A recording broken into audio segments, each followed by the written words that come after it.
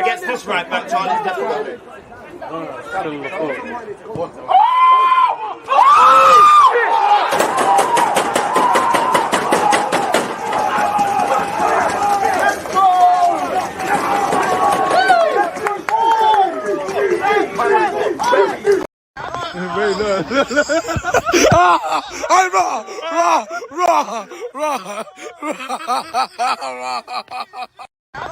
People deluded, I'm back again. Come on, Ian, man. Come on. There's always just that active red flag defenders, I think, is like.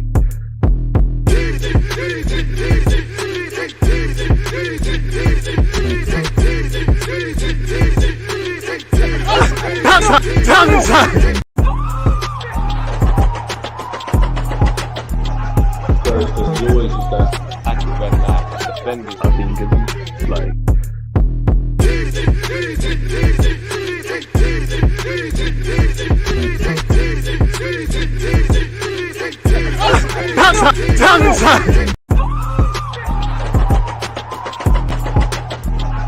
There's always just that active red flag defenders, I think, is like.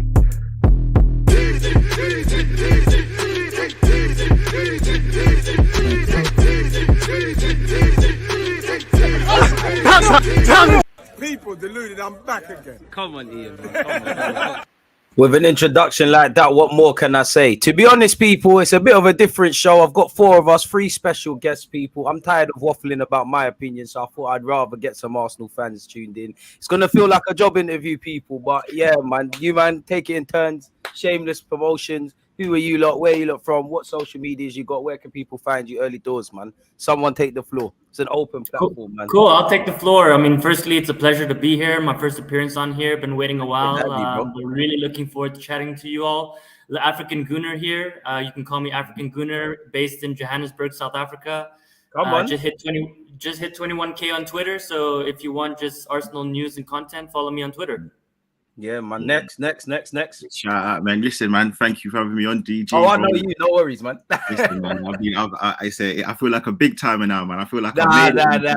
Well, small time is humble working classes. It's none of that, man. But go on, man. I appreciate it, bro. Listen, man. If you want to kind of see anything, I do kind of follow Gooner as well, African Gooner as well. So yeah, you got some good stuff over there as well. So yeah, appreciate that, man. But yeah, Gooner Lee on YouTube. Again. Yeah, or Gooner_Lee on YouTube as well. And yeah, man, Gooner.Lee on Instagram, man, trying to grow, do some stuff with aftv as well. So yeah. Make sure you're following people. All their information after the stream will be there. Again, what you lot's what do you call it again? You lot's names are not there, man. Put your names in the thing. Hey man, what are you saying? We got a celeb here, we got a Twitcher here, man. We're just normal humans, man, walking among a celeb, man. You saying? He's I hear you, man. I think you're muted. Wouldn't have expected the Twitcher to have that. No, crazy. Wait, you man can't hear me now? Nah, I can hear you. Okay, my bad. All I was saying, I'm a normal guy. Like when DG shouts you, I have to pull up. Nah, don't do that, man. Afternoon, everyone. It's Amenya. Obviously, I stream on Twitch, a bit of FIFA, a bit of FM. Got a football pod on YouTube as well. Just Amenya on pretty much every social. You should find me there. Honored to be here making my debut. Come on, man. 3 debutants, man. I'm getting the new signings in. Obviously, to break the ice, man, I've got a couple of questions in front of me to ask you lot, because as I said, I just want to pick you lot's brains. Before we get into Arsenal Everton, what have you lot made of the season so far? It's been a rocky road, man. Shook. Hey, listen, man. It's hard. But listen, I'm feeling positive. I'm feeling good. It's been the first 19 games were good, especially just before the World Cup. You know, it felt like, you know, we were invincible. It felt like we were going to go to the moon in the back, and I thought we was going to kind of get close to that 100-point barrier mark. I don't think we will. Looking at kind of the fixtures we've got left and the way that we were kind of not struggling, but you know, we're crawling to the end of the line at times. Limping in that, yeah. Not including yesterday, but listen, man, I'm loving the young team. I'm loving the manager's he's improving as well, which I'm liking. I'm loving that he's making early tactical changes, and overall, I'm sure everyone's going to probably agree with, like, we are in a very, very good position to get the title. So yeah, listen, I can't complain. I mean, I don't check the league Absolutely. table, and that, so I don't know. But yeah, you don't take the field, bro. I don't know about any of that. Like, I'm just happy to be here. I'm just happy that we're looking like a football club, bro. All I know is that we officially can't be relegated anymore. So from Come now, on. everything is like a little bonus. One step at a time. We get top half secured. We get top 6, and then we go from there and see what happens. In it, no dramas.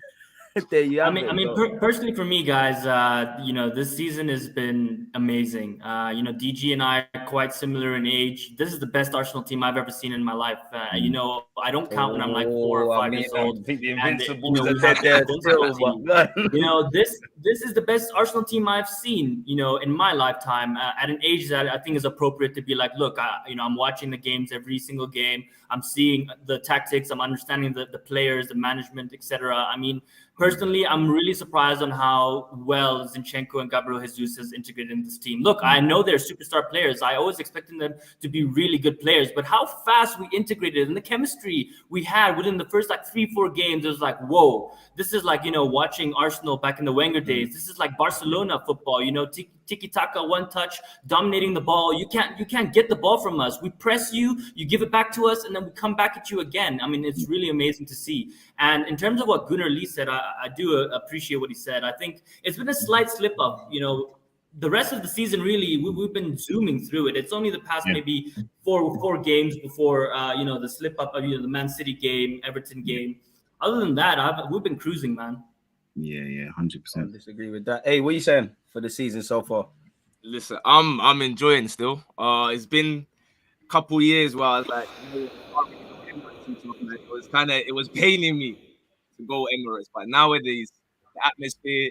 Yeah, you're always there, home and away, man. Everyone's back in it now, so I'm enjoying it. Hopefully, like I said, we can try do a couple more bits and bobs in the next few weeks where we just get a nice run going, because hopefully if Man City drop 1 or 2 points here, I'm not counting, I'm not doing any calculations, but it'll be nice for them to drop a couple points before obviously we go Etihad later on this season. So hopefully is how I'm feeling. Therefore, what do you man think we'll win the league? Honestly, say whatever you know. If we you know my guess, man, it's all you lot's opinions. If we beat either Liverpool or Newcastle away, I'll say yes. I think those are the two that I look at. I'm like, we're kind of gonna drop points there. But if we can get a win or 2 draws or whatever out of those, I think we can do it still. What about United? City, sorry, we gotta go to the Etihad, man. The honest with you, that one is. I'd like to be optimistic, but I can't lie, man. I've kind of written that off in my head. Like, to me, in my eyes now, it's a 2-point gap. It's not 5 points. It's 2, and let's work from there. Anything we get from that, marvelous. I think ask Arteta right now if we could get a draw. He'll tell you, no, we're good to win. But deep down, a draw at the Etihad, he ain't saying no. I'm with that, man. African Gooner, what are you saying with that? Yeah, man. For me, I want to take it a game at a time. Honestly, I think it's going to come down to the wire. And I'm not just saying that to be dramatic. I really do think it's going to be really close. If we lose it, we might lose it by a few points, something like that to Man City. But for me, I think the games against Liverpool, Man City, Chelsea, Newcastle, and let's say maybe even Crystal Palace, because we know Crystal Palace is a good team, man. So those are the only games I honestly see us maybe dropping points. The rest of them away is not easy, man. That's coming up. I think Leonard's going to do us a solid, man. Honestly, hopefully I'm not afraid of that game. But you know what, though? I think people always forget in that run-in, we've got Brighton at home. And listen, Brighton are no mugs. And we've lost against them quite a few times and dropped points. They want revenge as even well. At home. I remember the 2 seasons ago, even I think it was the Emery season, my man got chucked in sort of slapped in his head by Basuma, like a man. Monreal, So listen, man, I don't want to kind of even forget that one. But you know what? In terms of going back to your question, you asked, can we win the league? Or do I think we'll win the league? I think we will. But I think the issue is it's going to be so difficult. And I think what will happen is after we have that April run in, I think we'll be behind Man City. But I think Man City will drop another point or 2, which will allow us to, just get in the home straight. Because the thing is, Man City ain't going on no 10-game unbeaten run. They ain't. It's not going to happen. They just can't do it. And they've also got to play Crystal Palace away, and they struggle against them. I don't know why, but they struggle. So I do think that it's going to be difficult. I think we can do it, and I think we will eventually do it, On the topic of league, go on. I cut you. Yeah, Go no, on, go on. DJ, I just wanted to add something to Gooner Lee's response because you think, man? I mean, a lot of people yesterday were like, "Look, Everton is going to be a hard game," and I was on Twitter saying, "Look, we're gonna dust them." I told DG 3-0, and we did 4-0. So like, I'm just really confident. The amount of chance creation we have, I mean, our defense, these teams like Brighton and Fulham, like, nah, man. We're a proper team. We're going to dust these teams. I'm only concerned, as I said, about Man City, Chelsea. You know what I will say, yeah? I want to be real. Look, yesterday I was very confident. I was very confident of the game. I don't know what you guys thought, but I was very confident. I thought we'd win like 3-1. I thought the fact that we conceded quite a few goals at home, I thought we would concede a silly goal, which we almost did in the last couple of minutes. Couple of times that game. My thing is, I just think for me, I look at Arsenal and I think yesterday against Everton, sometimes I know Jorginho was playing and he wasn't well. They had a few chances to get in at us here. They had a couple still.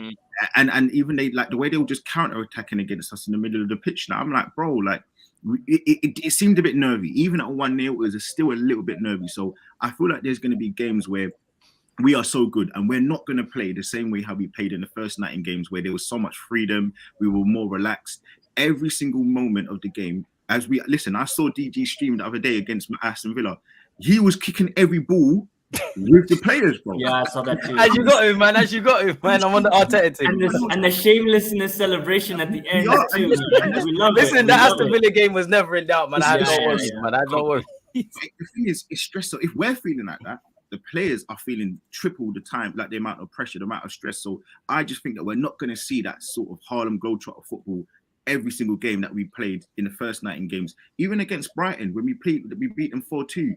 We slapped them. We finished them. Even Leicester at home, we do the little nonsense. We moved them, but like my thing, I don't see us playing like that kind of football for the rest of the season. I think it's going to be a lot more tight, a lot more cagey, and I think we're going to creep over the line, man. So is it a gift or a curse for you lot then that you would describe us as? I know we've got experienced players, but inexperienced. City have kind of been here. When they go through a little slump, when they go through good form, they kind of keep their heads. Is it a blessing or a curse that, for want of better phrases, we're a young and naive team then? It's them ones where you can't really know until you have the hindsight in it. Like, you'd like to think that there's not that. Like, obviously we know that there's experience there, right? There is football heritage. We know Man City, when they feel like it, they can turn it on and go win 10 games. But what we also got to remember as well is we can look at the last 4 or 5 games and say, yeah, we're facing these meaty teams or whatever. But we don't know who they're going to be, like, where they're going to be in the league, what they're going to be fighting against. There could be a team that's like a point of relegation. They're fighting for their lives. So it's hard to look at the running and say, yeah, slightly that's Bournemouth at the weekend. You're right. Yeah, that's what I'm saying. But like right now, I still think Bournemouth should be comfy. But I'm talking like last 4 or 5 games when they know like, all right, we have to win this. Otherwise, like, it's curtains. We're done. Those are the games that you never know what's really going to happen. There's going to be guys fighting for their careers even. So I'd like to think the inexperience would mean that they are hungry, because we saw what happened last year. Obviously, everyone has seen the documentary and how the season went. Didn't end too hot for us. But I think that will be enough of a motivation to say, like, let's not let that one happen again. But we'll see in it. All right, you know what? Let me play devil's advocate. I think I speak for everyone when we're full of praise for our team. We're doing a lot of good things. Where's the evident areas of improvement? Either over 90 minutes, either what we've seen this season. Where is our weaknesses? Where are the things we could do better? Where could we aspire to be better than for you lot? I can answer this. We need to replace Xhaka at the 8th. Look, he's had a good season. I've never been a fan that might turn a few heads. You got to explain that one. Look, I don't think you're necessarily wrong, but go on. Yeah, no, look, I'm going to say how it is. I mean, I'm not really scared about what anybody else thinks. I watch this team. I've never missed a game in my life, to be honest. So I watch this team every single week, week in, week out. And, I play ball too, so I know what a baller looks like. And Xhaka has stepped up his game this season, but if we really want to take it to the next level, I think that's where we improve. I don't know if Vieira is the one to necessarily answer that question, or someone else, maybe, a Declan Rice type. But that's probably where I would suggest an improvement and a backup for Saka. Those are my 2 immediate concerns in the summer. You know what? It's interesting, yeah. Every December the 31st, people make new resolutions. Why do they do that? Because they want to improve themselves as a person. So I just want to let people know out there, like, even if we think that there's a player that we can improve on, it doesn't mean that player is bad. Just the same way that when you do your resolution, you're not a bad person. You just want to evolve. You want to get better every single year. You want to get better every single month. You go gym. You want to get improved at 1% every day. I do agree with the Xhaka thing, but I do think that people downplay how well he's played this season. I do think people downplay how much he's improved defensively. You look at the game against Leicester. I thought we were very, very good. The game against Aston Villa, he was very, very good. And he didn't, the attacking wise, he was poor. But I think him nicking those little balls away, him getting those fouls, him putting his body on the line are things that are intangibles that we don't see on a stat sheet, but they're so important to the team. So I do want to give him credit for that 100%. But I just think connectivity wise, in terms of going forward, I think he misses Martinelli a lot of the time. And that's why Martinelli suffered. I don't think it's necessarily down to Zinchenko why Martinelli suffered. I think the connectivity, and I always use this light bulb analogy that Arteta did in the All or Nothing documentary, but it's true. The connectivity is missing with him and Martinelli because he doesn't pass from the ball. Against Brentford, he passed from the ball 4 times. No, Martinelli received the ball 4 times. Got receipts and that. Bloody hell. It's not good enough. So, and that's not to say that Xhaka is a poor player, but it's horses for courses. Certain games you need another player, and he can come in and do a job for certain things. I'm not saying get rid of him, but improve. Yeah, we can. I hear that. What is there any other areas? Some might say, do you know what? While Eddie and Ketty has come in and done a great job, Trossard currently is doing a good job. With you lot looking at strikers, is left back and right back actually areas for improvement for you lot potentially? Do you know what it is? I fully hear what these men are saying, but at the same time, Granit Xhaka and you could argue Martinelli as well, their sort of downtime or where they had a bit of a dip in form has been since Jesus wasn't there. I feel like once Jesus is back, I believe we will see that sort of triangle of Xhaka, Jesus, Martinelli cooking again. Obviously, Martinelli's got his confidence back now. He's bagging again, but it's a bit more difficult for Xhaka to be making those runs into the box when, as much as I love Eddie, you know, he's a Ghana man as well. I got to back him. Eddie's not Gabriel Jesus. We all know that. He's done his thing, done as well as he possibly can do. I think he's done as well as we'd all have hoped for. But let's see when Jesus is back. Improvements, I probably would hear the Xhaka thing. And listen, if we do end up winning the league, and let's say Liverpool don't get top 4, I see no reason why Edu shouldn't be on the phone to a certain brother chilling in Germany right now. Spend the bag on that one, though. Listen, if we win the league, it's an attractive proposition. That's all I'm saying. If Liverpool are playing Europa, I've said this. I don't understand why Bellingham isn't a target for Arsenal. I know there were some loose links a couple of weeks ago, where we like him, but the figures are too crazy. But listen, you blow your budget on him. You can sell Pepe because obviously Arteta doesn't want him. Ainsley Maitland-Niles, El Nenny's going to stay. Listen, you could sell one of the Balogun if you felt it was necessary. Some might say Tierney could bring back some money. You'd have to buy a left back, but still, But again, do you? Because you've got Tomiyasu, you've got Zinchenko. I think you do, bro. I think you do. No. Listen, I'm not disagreeing. I just think that, like, look, the way that we're moving now, we've got Brooke Norton Coffey as well. Listen, I've seen a lot of him recently. I saw him last week again for Coventry against I can't remember, he was on Sky Sports at 12 o'clock. He looked good. So it'll be nice to see him and Patino come into the squad and be integrated. So look, it's looking good right now. I just think we're in London. We'll be playing in the Champions League. We just won the league. We've got the youngest team in the league other than Southampton that look like they're going to be relegated. So for me, respectfully, I ain't trying to go to dusty Liverpool, bro. I'll be honest with you. I don't see what Liverpool have over. Apparently, he's attracted by the whole rebuild that they could do, though. You know. Listen, if he wants to be mates with Henderson, probably I don't want him at the club then, bro. Because if that says more about your character than bro. I don't see what the hype around Henderson is. So probably you best go with Liverpool innit, and pretend that you're a Scouse innit. What would you say about Declan Rice then? Because you can't really mention Jude Bellingham with Declan Rice. Obviously, we're the favourites and all these things. We've been here before, bros, as you lot will know. What do you lot make of the player? Do you think he's overpriced? Do you think he improves us? Because on one hand, I like Declan Rice. I think he's very good technically in comparison to what he's given credit for. I just feel it's kind of overpriced. Maybe we could shop around for the cheap. But if Arteta wants him, talent ID, Premier League proven, all of that jazz, make it happen, innit, really? Yeah, I can start on this one. I think from now on, I think we know already whether or not we have strong opinions or not on certain players. If Arteta wants the brother, just go make it happen, innit? Just go grab him. With Declan Rice, it's a techie one because I've been trying to think who exactly is he here to replace? Would it have been Xhaka? Would it have been Partey? This is it. Now I'm seeing. I look back at when West Ham were cooking in Europa League last season. I'm looking at Declan Rice with those mad runs, driving with the ball like down that left channel, and he was bagging. I forgot who he scored against, but he scored a couple goals in that Europa League. He did an R1 finesse. Last week he can do that sort of run and maybe replace Xhaka, but obviously we haven't seen him in a team that is dominant in possession and very attacking. So we'll see. I'm down for it if Arteta wants it. I ain't gonna say no. For me personally, it's a number one target. I mean, look, we've seen the success we've had by getting Premier League proven players and not like dusty players from Chelsea, United, rejects, right? Like we're talking about like almost in their prime, if not before their prime or in their prime, right? And this is something we've been calling out for over a decade, even more. And finally, we've done it in the past two, three windows. I would say we've done it, and look at where we are. So for me, we've been seeing this guy do it week in, week out, UK guy. I mean, overpriced or not, we have the money. We didn't spend so much in January because we didn't get our main targets, Mudryk and Caicedo. So the money is definitely there. I definitely would go for it. I like Bellingham as well. I don't know how I think it'll take some time to adapt to the Premier League because he's not super physical. I don't know how he'd adapt. So for me, Declan Rice, he can tackle, he can score, he can progress with the ball. He's a captain. I mean, he just ticks all the boxes for me. So I definitely would go for him. You know what? It's fun.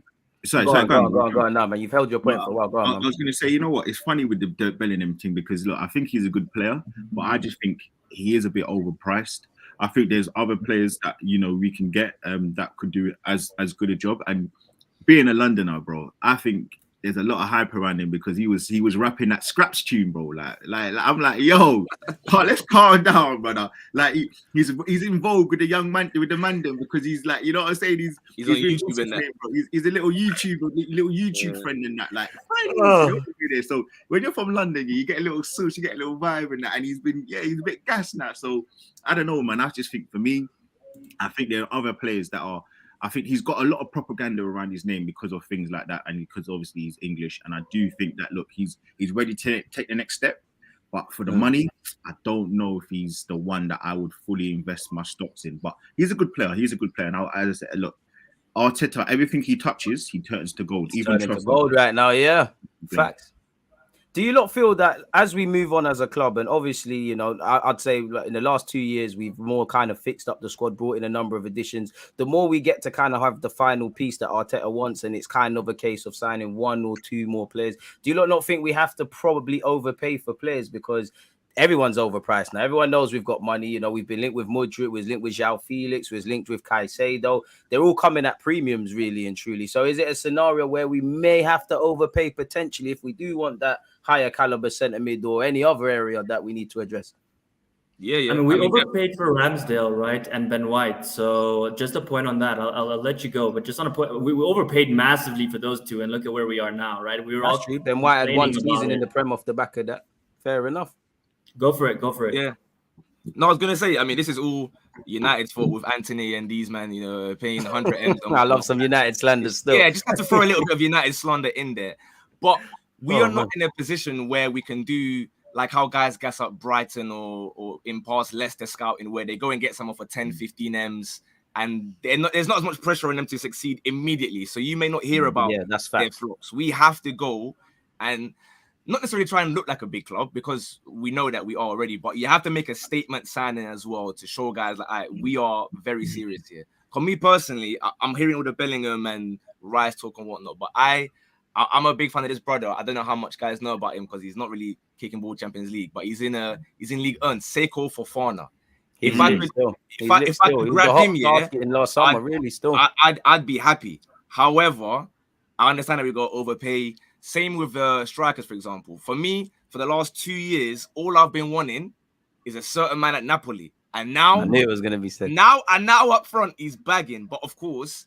We have Balogun, Eddie, Jesus, Martinelli now seems to be playing 9. So it's them ones there where it's like, how much are you willing to risk, I guess, kind of upsetting players in your club? Or don't we need to make them difficult decisions? Yeah, that's what I'm saying. That's what, like, you kind of have to, innit? We've been like it's family vibes, like old tight Hayland, but at some point, if you want to go to the very next level, You have to be cruel to be kind. it is. But you know what though? Like the thing with our team, which is what is unique, is that we're all the players are growing at the same time. Literally all the players, and that's what we've got. That's special. So look, I don't think that we have to sell players for the sake of it. Listen, I don't want to sell Tierney. I don't feel like we should. Like if he really wants to go and he's talking about the money thing, I wanted him to be captain last season. So I'm not going to come out here and start talking all this madness. I love the guy. I think he's a solid player. Amen. But ultimately, if he wants to go, or if yes, the money does be getting reinvested in a big player, then I see how it works. But I'm not saying, oh, we need to sell Balogun or Tierney for the sake of it. I'm saying only sell these players if there's a plan, a clear plan, and not just for the sake of it, man, because ultimately we can do what all the Chelseas are doing and Man United are doing, but what works for our club is something different. We don't need to go out there and do them things there. Like ultimately, we've got a youth team, you've got a youth product that's a youth setup that's working. We've got Saka, and we need to buy big players, or we need to buy, invest in a team to show him we're leveling up now. We're leveling up, and we're doing it together. We've got ESR coming back. We've got some big players, man. You mentioned it there. What do you make of Tierney's situation? Because I personally don't know where I am with it. Because as I agree with you, I think you're just a year or so ago, you was talked about being captain. You signed a new deal. Obviously, you was a first name on the team sheet. The team's evolved. Zinchenko is doing his thing. If you sell Tierney, then I don't know how much you sell him for, but you're gonna have to invest to find the next one. And I just think he's been done a bit dirty in the sense of the squad's ultimately evolved. I wouldn't sell him unless he forces it. I don't really want to help Newcastle out because if we try to go and get Guimaraes, they're not cutting us a deal. And Newcastle is a team that's probably going to start affecting the top six in a couple of years, really. So where you lot at with Tierney? Is he right to be frustrated? If you lot of Tierney, do you keep it moving? Because on one hand, you want competition. You're in the Champions League. You're a valued member. Where you at with Tierney then? Because you mentioned it, you lot. I can go. I think first and foremost, one of the things he just said now is he right to be frustrated? I think if he wasn't frustrated, then he should definitely leave because everybody wants to be starting every single game. It doesn't mean you go and like throw strops and start crying about it, obviously. And he hasn't done that, with fairness to him. And I think the reason why it's tricky for all of us, and I'm sure most Arsenal fans will agree, is that he is the kind of perfect character to represent Arsenal, like on and off the pitch as well.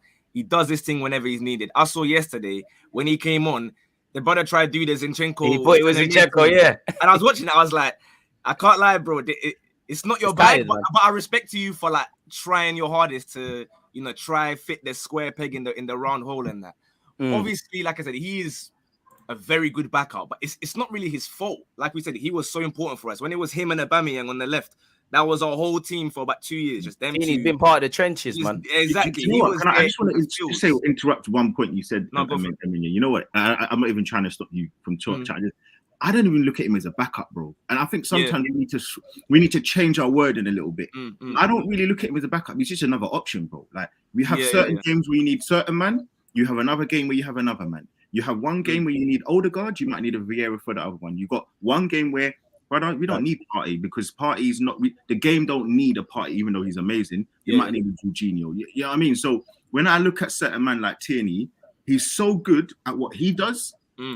I just don't. It's hard, isn't it? Because I know to come by, man. Yeah. No, I hear what you're saying.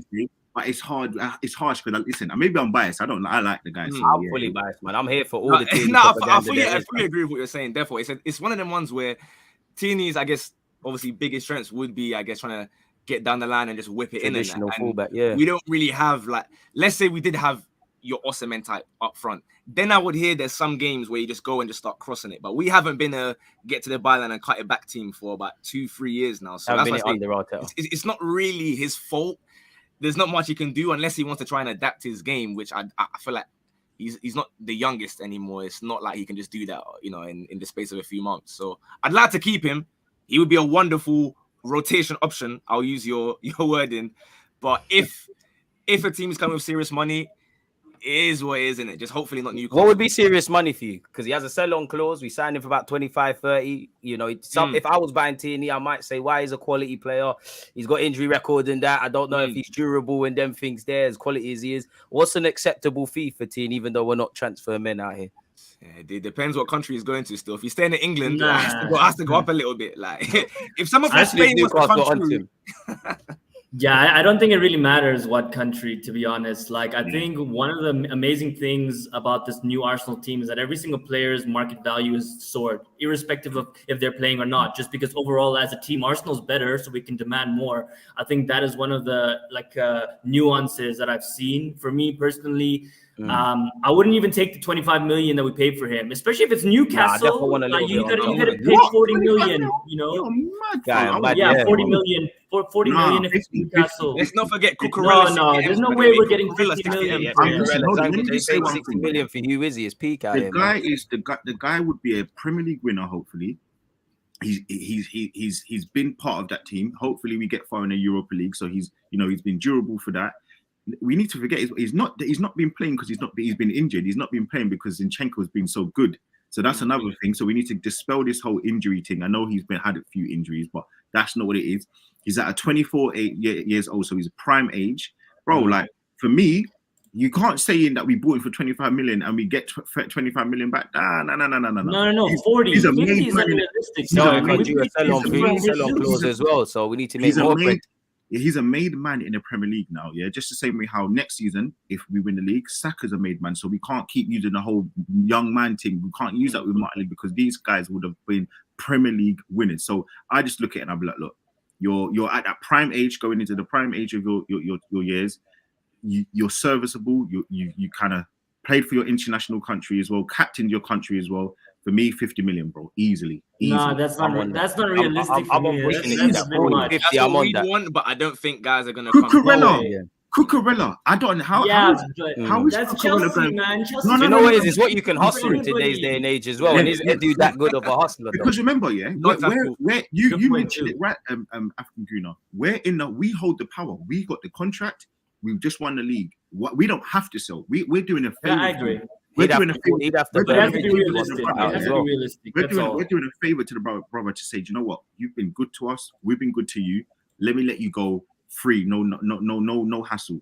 But we ain't gonna let you go for peanuts, bro. Like we this is a business. trying to run a out here. business, yeah. Yeah, this is a business. You get me? So unfortunately, Edu, you got to do your job. 50 million minimum. I'm talking about. You know, minimum. 50 million would be the highest transfer fee we've ever gotten in our history. The record is That's something we're gonna have to start doing, man.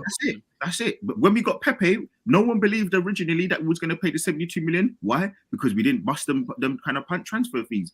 Now it's the new norm, bro. So listen, if we want to get Declan, bro, like we need to start thinking about 70 million minimum.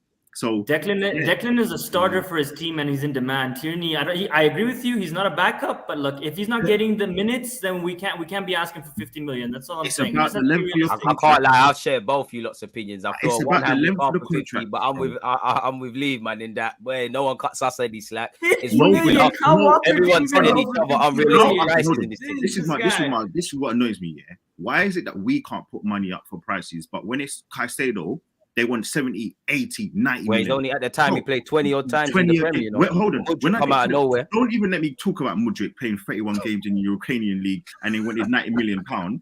Bro, listen, don't get me mad. 50 million minimum. Gooner Lee, I appreciate your opinion, but and I agree with it. I Loving just this would chat, like boys. to remind you that we need to compare wing backs, left backs with left backs. You can't compare a center midfield price, transfer price with a left back No, transfer I price. can. Nah, but we can do that, bro. Look, You can, Chilwell, Cucurella, bro. There's left backs that have gone for You know bread. what? I'm not even doing that. I'm talking about the 50 length. mil. I'm talking about the man, length I'd of be the running to the contract. bank yeah? with 50 that mils money. like the new 10 million these days as Thank well. you. Like, I'm talking about the length of the contract. I'm talking about the team that wants to buy it. That's probably going to and be he's Newcastle. 25. And he's 25. I'm talking about the age, and I'm talking about the most important thing. We don't have to sell. We're doing Newcastle a Yeah, I favor, agree with that. Paul. letting the player go. So if Yeah, we're letting him 40 go, good. bro, 50 million pounds for me is a good fee. We're And man doubling was saying he's one of the best left backs in the No, league, there obviously you go. prior to getting rubbed out. Nah, man. Nah, Maybe nah. it's a good poll to put up, DG. If you have polls, maybe it's a good I poll to think say we how already much would you used sell. it. Twitch gang, someone get that running, man. We'd have to ask the Twitch ones Yeah. that, man. That's 50 that's million. a good one. I'm talking about, and you know what? When I say 50 million, I'm talking about minimum, bro. Minimum. No, but I'll I be think real. I hear what I you're need saying. you to because he's take not Ed saying- over Eddie's job real quick, man. Because if you're that confident, you can get 50 bags All for right, this cool. Hold guy. on, yeah. who I Amendment, love. Let me ask you a menu. Yeah, all right, cool. Yeah. Your headphones, yeah. Bro, Mm. I want them headphones off you, innit? Yeah. I want them headphones off you, bro. They might have been a present given to you, yeah. Mm. you're gonna say, do you know what? All right, cool. They're in full working order. I've only had them for a year and a bit. I don't want to sell them because they were a special present and they can't be custom made. You might say, you know what? Okay, cool. I can use the money or whatever it is. You'll sell them to me, but you're gonna ask for more money, bro. Because they're in demand. It's about the demand, bro. You get me? So it's not about. That's what I'm saying. I agree with you because you weren't saying that Tierney's exact value is 50 million. 50 million. He's not. It's the value to what the club is, what they need. We don't need to sell him. If we were in a desperate scenario, you might see him go for 30, The 32, whatever. But we don't need to sell him. The only issue for me is I think that he would want to leave for more playing time. And because he's been such a good professional with the club, I think we would lower our fee if no one is willing to pay the 50. I hear that. I hear that, but we shouldn't that as well, man. We need to be harsh, man. I can't lie. 100. Yeah, but sadly, Edu. No, it's an interesting conversation. I can't lie. Eddie, he'll get G-chats on the bus or something, so we can't really. On that topic, I want to ask you that something, man. What do you not make of Edu? Because he's someone that polarizes opinion. With Edu, I think people can cut him his slack for what he's done in terms of recruitment, the new contracts allegedly with Saliba Martinelli and Gabby Martinelli and them guys there. Some people sit here and say, do you know what? When it comes to getting the top targets, we've seen it already in the summer and in Jan. We're linked with someone, they're their favorites. We don't get over the line. And outgoings, we need to probably move away. Not that there's many, but cutting players' contracts short and terminating it. What do you lot make of Edu currently? I want to support it very much because I can see that he really does mean well. He's not just here to make bread and just do up nonsense, right? I can tell that he's trying his hardest. However, I look at even going the entire last 5-6 years, I can think of 2 signings, even before Edu, 2 sales rather that were worthwhile. Iwobi and Chamberlain, 30-40 M's, calm. The selling is not good enough. And let's be honest, the players that we've signed here, as much as we are all happy with them and they were fantastic for us, Trossard's been great, Jorginho's been very decent for us so far. It wasn't the most difficult signing to put over the line. Like Jorginho, he wanted to leave. He heard Arteta called. He said, yeah, cool, I'm going. It's not because Edu called him. It's because Arteta's like, yo, listen, I want you as part of the project. So with Edu's thing, if I can start seeing that he's able to sell, and we'll see with the Nketiah Balogun situation, if one of them has to go, which I believe one of them will do, let's see what kind of bread we get for them. And then I can finally understand what Edu's really on. Don't know about you. You know what? Sorry, go on. No, I was going to say I resonate with what he says. I think there's a lot of challenges for me because one, is it really realistically his fault? A lot of the mess that he cleaned up, I think he could have done better, canceling contracts of so many players. And we could have gotten a little bit of money. Even Mavropanos, that just sticks in my head, a really silly example. We could have gotten way more money for him and he ended up doing really well the season after. So for me, I agree. It's the selling and the prices that I'm not really happy with. But in terms of the buying, I mean, he's doing the business so far. I mean, it's him and Arteta. Let's not get it wrong. Well, if I play devil's advocate, is he? Because while clearly we know Trossard's a great player, when you look at what his agent said he offered him to Arsenal. Now, Arsenal, that happens a lot. Arsenal will offer the player.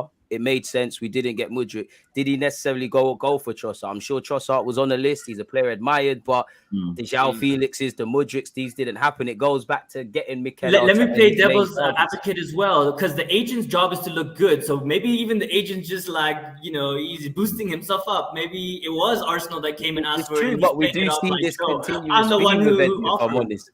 And it's a hard one with the Edu thing, because when you look at individual instances and incidents that have happened, every single time he either comes off looking quite bad or it doesn't always come down to it. And I look at the Mudryk thing. Okay, cool. Look, the issue is that it took so long and it was all in the newspapers. Why? It was maybe for more from the other side, not from Arsenal's side, but it still got out, and that's probably more on him. And fundamentally, bro, sorry to cut you, I hear all of this, but in football, it's either you win or lose. You might have played well in a game. Did you get 3 points? You might not be in the league. That's kind of where I want to go with Eddie, bro. Go on. I kind of just more look at it as look, we had a set price and we didn't want to go over it. And Chelsea, they came in and that's where you kind of have to look at it and say, look, there's good things with that. There's bad things with that. And maybe your negotiation skills weren't good, but I'm not going to go into each individual thing. I don't think he's been as bad as people think. I don't think he's been as amazing as people think, but I do think positively, and I'm going to put a positive spin on it, he's going to learn from this now. He's going to learn from these things because, you think about it, he's a novice in the role. Arteta's a novice in the role. He's got better as a manager. Edu's got better. He actually has got better as a sporting director. He has. I think that over time. But don't you think that's a unique scenario where, because I do think if the club bet on someone, not that I want it to be negative or anyone to lose their job, it's Mikel Arteta. As you said, unique position. You either have an experience or inexperience. Could a more experienced manager, when it's just time, that technical director get things done to counter that? Well, yeah. Yes is the answer to your question. But I do think that, unfortunately, we've gone down this road. We're in this moment, and we've got what we've got, and we have to just kind of maybe put that in a position where, look, some things he's done all right. I think the way he handled the Aubameyang thing, no matter what no one says, I think when you look at what the actual details of it, I thought he did quite well to, get cancel the loan or cancel the contract, get Barcelona to pay that money. Then he's gone to Chelsea. Everyone gave him that contract though. So what's happened in them 6 months? I got to play devil's advocate. So what's going on? We've also you got Willian and you've got Cedric on 100 bags now. Yeah, but what I will say is, the Cedric thing again. I'm not backing Edu. I'm just playing devil's advocate, man. I'm saying if I'm looking at the Aubameyang thing, we gave him the money. The guy fell off the cliff. He did. He wasn't the same player. He wasn't running. And the other thing is, bro, like we've seen all these news that he's turning up late to 2 North London derbies. What more? He's playing. So like the money thing. When we all wanted to stand, it was the right move to make. And just because he turned 31 didn't mean that he didn't deserve the money. I just think that he didn't have the drive anymore, and he didn't want to do the things that Arteta wanted. Ultimately, we've seen, even when he went to Barcelona, he had a little bit of a good spell. He scored against Real Madrid, and everyone was gassing off of him. But he wasn't that guy. He's come to Chelsea, and we see what he's doing. So for me, I can give good cases. I can give bad cases. I think you have to also think Arteta wanted Cedric. I don't know why, but he did. He wanted to renew Luis. He did. So I'm not putting it all on Edu. I just think that's also a fair point to the man. That's right. Yeah. Well, what would be your overall rating from 0 to 10? Because I heard a lot of good, bad, but Edu, I would say. For me, I'd say 6. I was going to say same thing. Exact same thing. I think. Go on. I would have said 7. I would have said 7 if we had got the Caicedo one. The one that burnt, because I think he should have managed that better and said, don't go on the Instagram and start selling yourself, bro. Like what are you doing, brother? Like you can't do anything. That's where I think he mismanaged the situation. So overall, I would have said a 7, but because of that, I disagree on that point, because I think they were just trying to take us for suckers, man. That guy was not worth 70. 80 million. We offered 70 million. These guys have never seen. Brighton said my man is not for sale because they know that. Yeah, exactly. Maybe if we did that early in January, it would have been different. I'd just be a devil's advocate. As a negotiator, I would have said, look, I'm Edu. I'm gonna go directly to my man. You stay quiet, do your job, play your football, and I'll get you out of there. You don't need to talk. You don't need to go on, bro. You can't go on Instagram and start saying, I want to be. I've given all my all it's to Brighton. 2023, man. You can't do that, man. Do anything. I think that was like he's just getting new agents, just broadly, just trying to get out the club. I think Chelsea. I still blame Edu, because you could have put your foot down and say, yo, do not talk. That's it. No, man. How is he gonna control that guy? Yeah. I hear that. There's no way you can control that guy's action. Why would Caicedo care about what Edu's telling him not to do man? Like, remember, Eddie would have been talking to his new agency. This guy's he's not silly. That's how it works. So he would have said, look, I'm gonna get this guy out of here. You guys don't need to talk. I'm gonna go directly to the owner of Brighton. So we don't have to do no more. You don't need to give out bat signals from Caicedo's side of things. I will get you out of here. That's what I'm saying. So he could have taken control with that situation. You know what? My response to that, Gooner Lee, is, dude, Edu probably didn't even think about telling them that, because he probably never even thought that he would have even done that.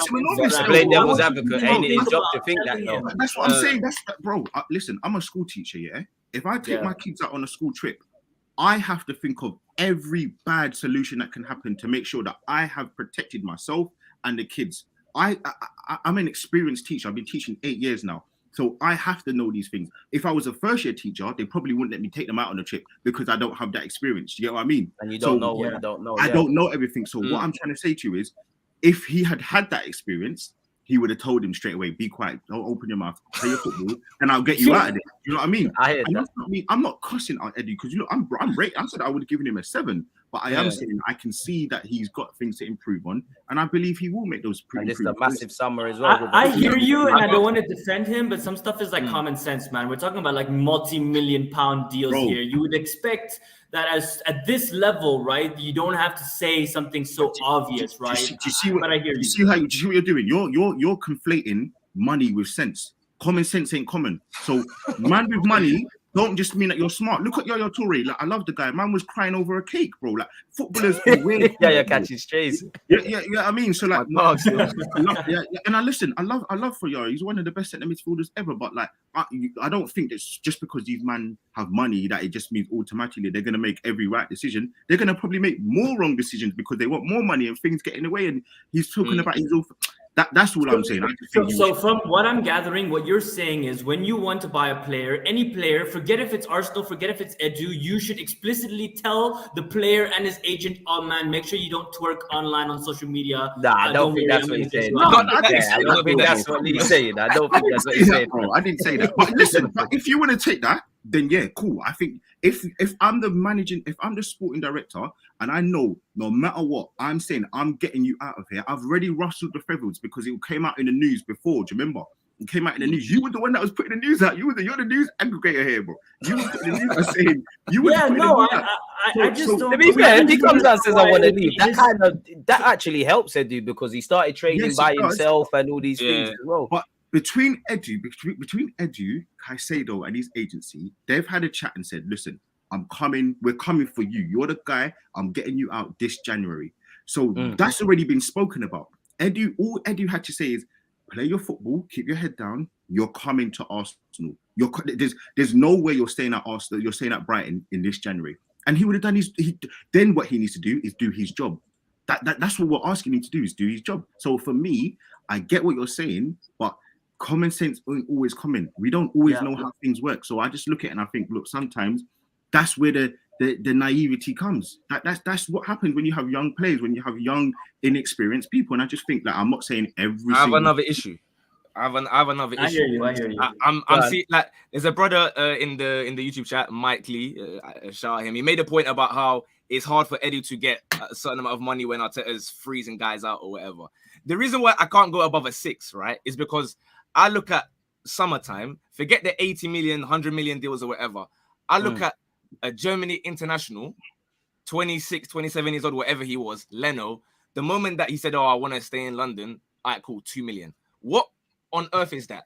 What sort of narcotics are being consumed that Leno is going for 2 million? Guys just know that we can just rock up to Edu and be like, oh, yeah, like, hey, have like a 5 or something.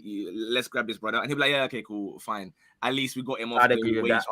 Outgoings is terrible. Yeah, he's a bit too like, I guess sentimental because I hear it. He's like, all right, cool, Leno, you want your family to stay on ends. I get that, but 2 million. Would you say he's not rated in the market then? Because I mean, we're here that he's loved in the footballing world, but yeah, would it be a thing where he's not rated in terms of incomings and outgoings then? The stats and the information is telling us otherwise. To whatever guys are saying that their opinion is, like I'm seeing the way we're selling players. Nothing's incredible about it. The only one thing I can say, and I don't know who's necessarily responsible, we've had very good loans. Like fair play, loaning players out. We've picked the right club every time. I don't know how much that is to do with Arteta and the whole board, but loaning players, well done. Probably got decent fees. All right, you just mentioned it. On loaning now, there's a couple of boys on loan. If I say some names to you, let's start with Balogun, the man of the moment. Do you loan him out again? Do you sell him? Do you integrate him into the team? Where are you lot at with Balogun? Keep the brother. Contract. He doesn't want to stay to be the new deal as well. Striker behind Nketiah, man. I mean, at least that's what I read yesterday or day before yesterday. If a 50 million bid comes in or higher, I would consider it because let's remember about Willock and when that money came in and he scored all those goals. Some fans were crying about Willock, to be fair. Look at now. He's not worth the money they paid, really, to be honest, right? So it might be one of those things you just take the money and run if we get a really, really massive price tag. Personally, for me, I rate Balogun. I'd love to see him in preseason and stuff. I think looking at it from Arteta's perspective, I don't see how he gets game time over Nketiah like immediately. So and if you bring in an extra, and we're going to be in the Champions League. Exactly. That's the thing. I think the next evolution for someone like Arteta is it's not always, done pat. I think he feels like, yeah, he's justified himself in one cup, in the FA Cup. Now he doesn't need to really bother about any of the other cups. So I would say, for me personally, yeah, keep the guy. We're going to be in 4 competitions, and we need to take at least 2 of them seriously, and that's the Champions League and the league. You then have your other, lesser cup, which is one of the 2 FA Cup or Carabao. So that's 3 cups we really need to take seriously. That's 3 different, roles for the strikers, and I think Balogun's proving that he's got the talent, he's got the goal scoring knack. So look, Eddie can kind of battle up front with Balogun, and maybe move Jesus to the left or to the right, and you can work things there. Trossard can play and stuff and move around, and Saka's obviously going to hold down that right wing spot because he's Sir Bukayo Saka now. So yeah, listen, there's loads of different options, but I don't see how weakening our team with the we're crying now about not having enough support up front. So I just think that we should keep him. But look, African Gooner's right. If he doesn't want to stay, listen, get as much.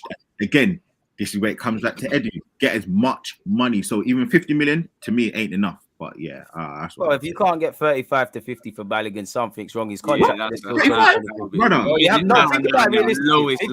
Think about it realistically. Yeah, obviously, in Balogun's case, he's one of the top goal scoring Englishmen. He's having a great season. Now, if you put yourself in the shoes of someone buying him now and you look at it, yeah, he's having a great season, and this might be a marker, or is this somewhat of a surprise? Is this him turning up and announcing himself to the footballing world, or is it, I'm going to have a bit of a low-down season? And for Balogun, we also don't know how he feels, Again, he might say, yeah, I want to be doing this Haaland thing and whatnot. He might say, forget that. I've been playing against Neymar, Messi. I'm playing week in, week out. As you lot know, when you're playing week in, week out, you're in your best physical condition. I'm not saying Balogun can't eclipse Eddie or Jesus, but they're in front of him right now. So at least for 6 months, there might not be too much of an opportunity. And if you remember the first parts of the season, Europa League, Arteta was going strong to get out of the group. So he's going to have to do that in the champs. Obviously, the Prem, we've been keeping the same lineup. I'm not saying he can't come off the bench and things like that, but that might have a knock-on effect for his value. I personally want to give him a new deal, and then we can decide because we're in a strong position. But I think it's a techie one, man. And obviously, Balogun's got the same agent as Eddie. So when they were signing their new deals initially, this has to have been a conversation if the agent's doing his job. Yeah. So it's a techie one for me, man. But again, that just makes Arteta, he has to think, look, do I need to in some games play 2 up top? And this is excluding bringing in the next one as well. We might just bring in another striker better than man. There you go. So look, that was my other point I was going to say. Just because we don't play Balogun doesn't mean we're not going to get another forward player that can play either through the left or the right or up through the middle. So for me, look, ESR ain't even got no minutes right now, and he's going to be playing in one of those kind of positions. We're going to get onto Smith-Rowe. Don't say anything yet. We're going to get onto so look, that's another thing. So for me, I don't think there's any reason for him to go. I think he's going to get minutes. I think he will get the chance. And look, Jesus, he got injured this season. You never know in football. My man might go to Milan, and then you're behind Zlatan, Leao, Giroud, and what's the other brother's name they got up front? Origi, bro. So I don't see what's the point. You're making yourself even more at a disadvantage. So I wouldn't even bother going. I have one issue with what you men are saying, because obviously we know we're playing this 4-3-3 or whatever, right? The last time I see guys on Twitter talking about, look at United when they were cooking 07-08. They had Rooney, Ronaldo, Tevez, Berbatov. Yeah, bare strikers, isn't it? But you're playing 2 up top. So the rotation is allowed. When we're playing 4-3-3, 1 striker only, and that's not including Martinelli, Trossard, whoever can play there as well. Jesus is the starter, and then it's Eddie and Balogun. I don't think you can have both. And to be very honest, I actually believe they might even sell both of them to get a serious lethal number 9. I'm slightly under. I love the let's have competition, let's have this. But being realistic, if you're playing 1 striker, there ain't no third striker available. Balogun cannot come in. And like you said rightly, he's behind Eddie in the pecking order purely because Eddie's had a whole year on the right to understand how they're playing and whatnot. So I believe... Listen, we would love for him to go to Palace next year on loan or something and go and bag 15, 16 goals and then be like, all right, cool, now come Prem. But this is the most money you're ever going to get for Balogun. You're not going to get more if he bags 8 goals for Palace next season or something. So it's a techie one. But I do believe, again, we have to sort of end the sentimental thing. And we can't pretend that 3 strikers are going to be comfy, waiting patiently to get minutes to play for Arsenal. It's not that realistic. But isn't firstly, we're not talking about two world beaters. We're talking about Eddie and Ketia and Balogun respectively. Like they say Chelsea, when they had a few strikers at the same time, and they were, I think it was like even like a Solomon Kalou. You remember Solomon Kalou? Always linked with Arsenal, forever. This isn't that. Like this is Balogun, bro. Like so, even for him, for me, like calm down a little bit. Like you're doing bits in France. I'm liking what you're doing. You're a Haaland boy as well. I think part of it as well, like you owe us a little bit, we owe you a little bit. Like let's try and work. Do you believe they're gonna play devil's advocate? Do we owe him anything? That's not how football works. No, that's not how football works. No, that's not how football works. But I'm just saying, for me, the way I look at it, we've given him the opportunity, we've given him the platform. Wait your turn bro. You can't go out on loan, grinding out to come back to Arsenal to then just want to leave after your first hurdle, bro. Come on, man. Cool. Let me ask you this then. Like, obviously, as a young player, it's all about minutes, right? If you're Balogun, not that you don't want, like you said, adjustments are expectations are adjusted going from Arsenal to Reims, but you're playing week in, week out. Nothing, you're playing in serious competitions, serious games. Would you want to go back and sit on the bench? On one hand, yeah, you can fight for your spot, but would you want to go sit on the bench, or would you go somewhere you can play? That's what I said. It's unrealistic. You can say like fight for your spot, but like let's be honest, Jesus is not going to just get dropped like that. We all know what Jesus is. But how do we know? How do we know that? But no, I just want that because we're doing this whole. I don't know it. Hold on. I just want to ask. How Balogun's general play is not there. Go on. Because everyone's doing this. Oh yeah, like I wanna rebuttal this. So I'm just asking, how do we know that? Like we don't know. He might play on the left. He might play on the right. He might be the backup for Sam. I'm just saying we don't know what Arteta's plan is, bro. So when you man talk like, yeah, we know what's gonna happen. You gave the curveball that he might sell both of them, but I didn't even think of that. So like we don't know what this manager's thinking right now. So I'm just kind of like, everyone's doing the devil's advocate on the other side. I'm doing the other way. Like we don't know, innit? So no, you're right. But we have evidence in front of us to say that Jesus is his main man, and that's why Balogun is in France. Because again, it's all about what you do without the ball as well. That may change. You're right. That may change, but for the time being. Listen, football is a short career. He might get an injury. Something might happen to him. We don't know. We can't just. He might get the daily treatment like the game leaves him, and next young he might come on this team. What you man are saying is, after one loan where he's proven that he can score some goals, that he's now going to go. After just one loan. Yeah, I'm not saying he's going to go. Everything should be Patino's going to go. That means Patino's going. If we're going to get another centre mid in, 100%. Why are we bringing next man's name? Where's Patino coming to this team? He'll go alone. Patton, I'm willing to bet my left arm that he'll go alone again. He's going to go alone. Brook North and Coffey's going to go because there's going to be 2 right backs, 2 left backs. Apparently. I don't think he'll make the grade at Arsenal, if I'm honest. Okay, fair enough. So look, like what I'm saying is, to be wrong though. What I'm saying is that means that no youth players, no young players.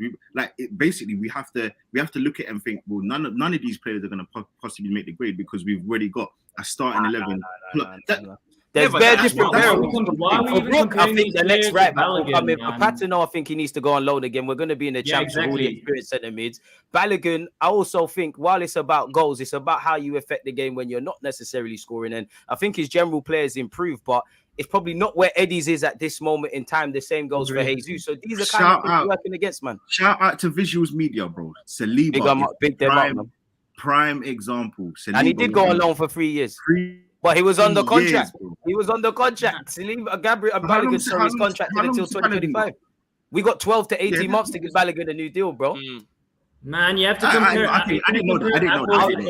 I don't know what we're gonna do. There might be an option of another year, but early 20s. I didn't know that. And if you're Balogun, are you in a rush to sign a new deal at Arsenal? Yeah, you might get a fat contract, but is it, the longer you let that deal run down? Yeah, and not only that, but Saliba's looking at, again, you play 2 centre backs. You're looking at who's there right now. You got Mustafi. Holding. You got Mavropanos holding. You've got Socrates Papastopoulos. Like all these man, you're thinking, a couple of years, I could come and nab one of these spots. No, but like these men are like getting old a little bit. Like as much as I like him, we had enough duds there. Yeah, like so Saliba knows. Okay, and we know how highly he was rated even before he signed for Arsenal. Balogun's thing wasn't like that. Like Balogun's is a surprise now. Let's be honest. No one thought he's gonna go there and bag 15, 16 goals. No one thought that about Harry Kane as well. No one thought about Harry Kane as well. I agree with you. Yeah, but Harry Kane took bare years, man. Oh, you're I right. agree. You have to take time with strikers, but we don't have time. But again, who was Tottenham striker? That Soldado, bagging like 1 goal a year. So again, you look at we it. don't have him tied down. For Balogun, we haven't got him tied down. I didn't know that. I didn't know. I'm Realistically, gonna check that though. Hold on, I'm gonna check that. Bro, check it because there might be an option of another year, but Balogun, we're gonna need to make a decision. All right, boom. Everyone here, forget all of that. Like this question says, Eddie versus Balogun, choose one. I'll go with Balogun because it's a bit of an unknown. No one, this one or the other. I go with Balogun as well. Honestly, I think he's a better all-round player. Yeah, 2025 still. Yeah, I'll go and catch him, man. I think the improvements that he's made, I think he can only get better, man. I think to be fair, we have kind of seen it versus Balogun.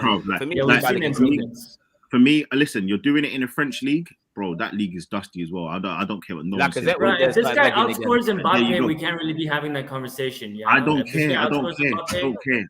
Yeah, what I'm saying, every man, all of us watched the Premier League. We watched all of our Arsenal games. We saw what Lacazette was doing last season. We saw it. I don't care what no one says. We saw what Lacazette was doing. He wasn't running. He would do these dumbass shots, bro. Like remember that halfway line in the Europa League, he missed an open goal when he playing defensive mid for a sec. Washed, yeah. Now I'm seeing man blatting in shots from 30 yards. I'm seeing man running past.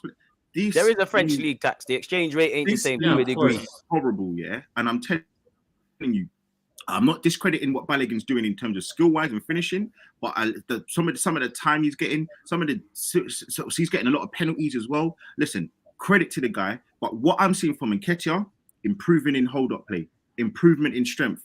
No one's going to tell me that performance that he put in against Spurs away, world class. I don't care what no one's telling me nothing different. Eddie's done his thing. He's jumped in and done his thing, improving it, and then. He's got 4. At the time, I think he had 4 goals in 5 games. Scored 2 goals against Man United, which is this world class, World Cup defense against De Gea as well, who's saving Man United every single week. I saw what he did yesterday in the FA Cup. So this is no mean feat what he's doing. I'm only seeing improvements, and he's doing it in the Premier League.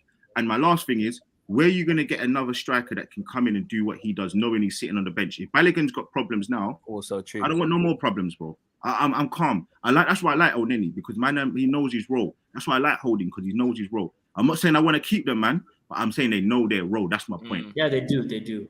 I agree with that. Bench warmers.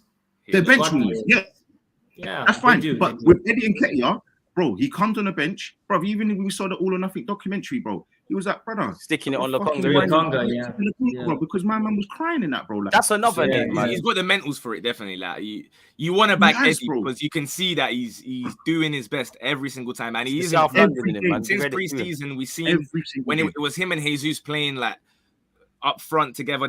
That German team he played in Nuremberg, bro. They were cooking. I said, okay, cool. Like Eddie, yeah, even in pre-season they were cooking. So and I'm telling you, I'd back Eddie because he has that year and a half extra on Balogun where Balogun hasn't really been in the setup like that. Not to say Balogun's ceiling might not be higher, 100%. But we've got Eddie here now, isn't it? So the question didn't specifically say, because I said, like, look, he doesn't get in front of Eddie now, right? There are different stages of their career and stuff. But if I'm like to put my eggs in the basket for the like who is going to be the better player at the end of their career, that's why I said Balogun, right? Like honestly, I don't know. Things can change, man. I just think Balogun's a bit of an unknown entity. Eddie, I think he can improve, but to a degree, what you see is what you get. But like Leah said, I think the crucial point is Eddie's very realistic. He knows he's a bit of a sideman. If he gets his opportunity, he takes it, he runs with it. I do think them players are kind of hard to come by, really and truly. So again, if we're being realistic, how you guys want to be, Jesus is only 25 years old. He ain't no old phony.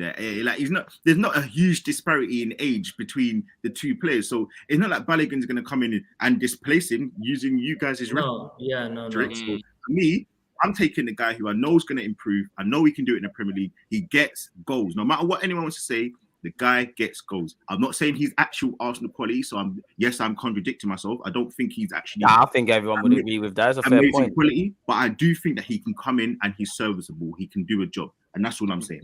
So Lokonga and Tavares. He's won me over. He's been winning me over Fun. recently. There's still some frustration, but yeah, overall, like massively improving. Things, some of the pitfalls are like, he doesn't even get a shot on target. I mean, the game that we struggled, he had like 3 headers, couldn't get it on target. So there is some things that he still needs to improve on. I think in the next year or two, if he doesn't improve on those things, we get rid of him. But for now, he's doing the business, and as you said, as long as he knows his place in the team, then I'm all for it. So where you lot with Tavares and Lokonga? Sure. I'll be honest. If I look, this is, people aren't going to be happy with this one, yeah. But Tavares, I see something, man. I can't. Like, please, too. please, Me I too. don't know what you see, man. I don't know what you might be seeing. Shut that, man. Just hear me out. It's a fair platform. I see something, bro. What is this, though? I need specifics. What do you see? Raw talent. First and foremost, the intangibles are there. Yeah, that's the first. I see. What are these buzzwords, man? Specifics. What I'm lacking. Okay, a bit of football IQ could be, improved upon. I agree with that one. However, he is, as we were describing beforehand, what Lee was saying, an option. He's not Zinchenko. He's never going to be that techie guy. But I'm seeing a brother that can drive through midfields with no danger whatsoever. He can play a bit more forward as well. He's been doing so in Liga, in which, as we can all agree, Liga, and it's quite easy to go and bomb forward there. Like Hakimi plays right wing 99% of the time as well. Yeah. But listen, if Tavares as well, I want to back him because he seems like a nice guy. I'll be honest with you. He seems like a nice guy. First and foremost. Nah, we don't need nice guys. I don't need nice guys. Emilio, you know what? You want your sister to marry a nice guy. For my football team, I want good footballers. Win. I'm not gonna lie, Emilio, I thought he was gonna be my brother here, but bro, you're hurting me, bro. I don't know, man. Tavares got him on the payroll still. Them Twitch is there, man. Them streamers there. I don't know. Man playing Twitch with him last night. Yeah. I don't know. I don't know about Tavares. Now I promise you, man. Come back to this. This is gonna be saved on YouTube. Yeah, give me a year. Save this. I want to be proven wrong, but I think we should take the money and run, man. I can't lie to you. No, I back you. For me personally, I'd give him one more year, right? Like, let's play him in the Europa League. Yeah, let's play him in the Europa League. See what he can do. We're going to be the champs next year. Oh, yeah, you're right. Actually, now I don't know about that. Chill, none of them evil spirits, man. You see how well we've been playing this season that I'm even forgetting that we're not going to be in the Europa League next year. I mean, what I meant to say is group stage Champions League. Like, give him some game time in FA Cup, League Cup. League Cup, you can do that. Group stage. After Mikel's taking Europa Series. Wait, hold on. So, I like players. I know what they're doing. Tavares is a loose cannon. Some games it will help us. He's but it's fun to watch though. A bit of chaos sometimes, you know. But his chaos is mad, bro. He's scary. With Tierney's not going to make it at Arsenal because, yes, he might want to go, but we're going to trust Tavares. Nah. Yeah, we need to go into the shopping window for that, man. Go buy something. Tomiyasu play left back before Tavares for me. Listen, please, Arsenal, release me of the shackles of these dead players. I'm sorry. What, Tavares right wing option they're saying. I hear that. No. I don't know what they're saying. I can't hear. I need a hearing aid then if that's what they're saying. I don't know about none of that. I think it's the headphones lead. You still want them because that's what I'm hearing. Yeah. I don't know about none of that personally. So you might say for Lokonga? Please. Unpopular opinion. I'd load him out again. I'm selling him with the money because you're not going to get a lot of bread for him right now anyway. So there's no point. There's no rush to sell him. So I hear full that. Year under Patrick. See what we can do, man. On loan. Please, let's see what we're not in a rush. Please release this team of the shackles of these dead players. Lokonga versus Chelsea in pre. But then you want to keep holding an El Neni. No. To be fair, El Neni, out of all the duds, El Neni can stay. Okay, fine. El Neni can stay, but holding needs to go as well, man. Hold on. Homegrown settings. That's bad. I did not say once that I want to keep those two players. I just said that they know their role. Yeah. I don't want to keep holding. Holding, please. Okay, cool. Vacate. Please, Nene. I like you. You're a good brother. Listen, good guy. But vacate. I know. We just gave him a contract extension. I don't think we can vacate that one. No, I know. Listen, but I'm happy because you know what? The thing I like about Oneni is I actually don't mind what he does for his role. But I actually don't see what Holding does. I think he's just horrible. But for me, I'm just saying, yo, look, like, yeah, you're not good enough. Let's keep it moving. Please. But it is what it is, though, man. Like, I'm with you lot with that, man. Like, where you lot with Reece Nelson then, Car?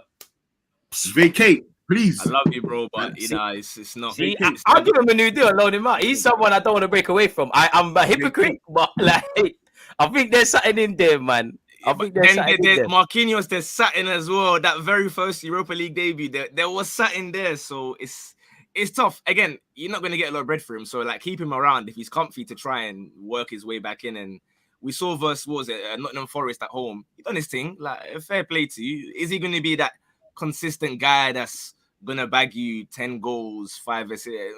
Maybe not. But we mustn't forget that there was a time where this brother was cooking more than Sancho. And some man. The problem is there's just too many dons here now, man. Trossard's coming and been bad luck to Nelson, another attacker. Ainsley Maitland-Niles as well, another one.